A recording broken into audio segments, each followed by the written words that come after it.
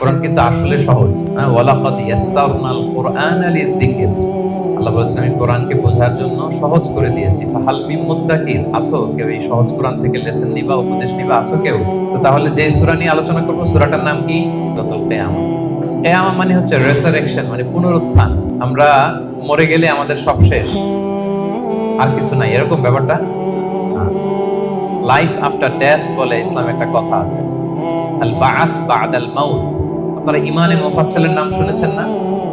আমানতু বিল্লাহি ওয়া মালাইকাতিহি ওয়া কুতুবিহি ওয়া রুসুলিহি ওয়াল ইয়াউমিল আখিরি ওয়াল কদারি খাইরিহি ওয়া শাররিহি। তারপরে মিনাল্লাহি তাআলা, সবশেষেরটা কি?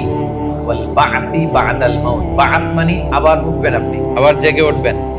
মিনহা খালাকনাকুম ওয়া ফিহা নুঈদুকুম ওয়া মিনহা নুখরিজুকুম তারাতান উখরা। আল্লাহ বলেন আমি মাটি থেকে বানিয়েছি, মাটির কবরেই তোমরা আবার প্রবেশ করবে, আবার ওই মাটির কবর থেকে যেভাবে প্রথম বানিয়েছিলাম আবার উঠবে।